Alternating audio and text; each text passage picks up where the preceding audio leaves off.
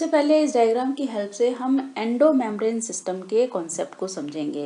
किसी इंटरव्यू की तैयारी कर रहे हैं, किसी कंपटीशन की तैयारी कर रहे हैं, तो यह कॉन्सेप्ट बहुत इम्पोर्टेंट है।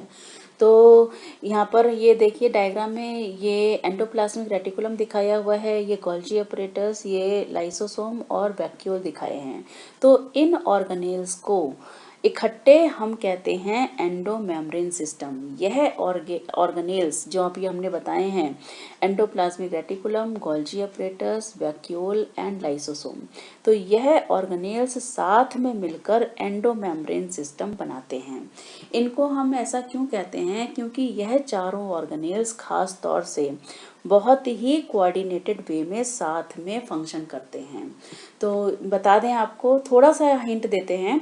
तो जो रफ एंडोप्लाज्मिक रेटिकुलम होता है, इसकी सरफेस पे प्रोटीन की सिंथेसिस होती है। तो जो भी प्रोटीन बनता है वो एक्चुअली पेप्टाइड चेन होती है। तो अब वह पेप्टाइड चेन को ये देखिए छोटे छोटे वेसिकल्स में पैक करा जाता है। कहीं पर भी आप वेसिकल टर्म पढ़ें तो वेसिकल का मतलब आप समझ लीजिए कि छोटी छोटी बॉल्स हैं। ये छोटी छोटी बॉल्स हैं और इन बॉल्स में कुछ सामान भरा हुआ है।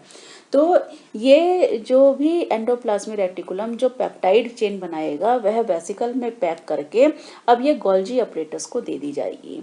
और यह जो गोल्जी अपरेटस है, यह इसको लेगा और जब ये जो पेप्टाइड चेन है, अब जब ये गोल्जी अपरेटस के थ्रू गुजरेगी तो इस पेप्टाइड चेन में अब कई तरह के चेंजेस आएंगे और फाइनली कहीं जाकर यह एक मैच्योर प्रोटीन बनेगा। जो प्रोटीन फंक्शनल होता है, जो प्रोटीन कुछ काम करने लायक होगा। अब उस ऐसे मैच्योर प्रोटीन को गोल्जी अपरेटस अब दूसरी साइड से, ये होती है एक्सेप्ट करने वाली साइड, ये इस वेसिकल को जो एंडोप्लाज्मिक रेटिकुलम की तरफ से आ रहा है उसे रिसीव करेगी और गोल्जी अपरेटस की दूसरी साइड से अब एक और वेसिकल बनेगा जिसमें वह मैच्योर प्रोटीन प्रेजेंट होगा। तो अब यह मैच्योर प्रोटीन का जो भी डेस्टिनेशन है, वह उस डेस्टिनेशन पे ट्रांसपोर्ट कर दिया जाएगा। तो थोड़ा सा यहाँ पे और बताना चाहेंगे कि गोल्जी अपरेटस से ही लाइसोसोम बनते हैं। तो कभी अगर वह जो प्रोटीन अभी जो नया नया बना है, अगर वह कोई डाइजेस्टिव एंजाइम है तो वह पैक होकर और लाइसोसोम बना लेगा। फाइनली वह वेसिकल लाइसोसोम में कन्वर्ट होगा। तो इस तरह से जो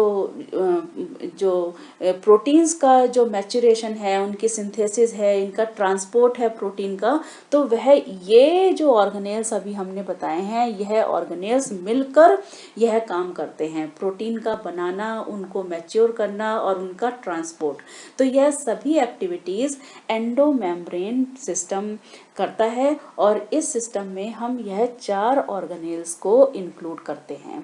तो यह कॉन्सेप्ट का सीखना सबसे ज़रूरी है। सबसे पहले आपको यह बातें पता होनी चाहिए, तो अब आगे के डिस्कशन आपको समझ में आएंगे।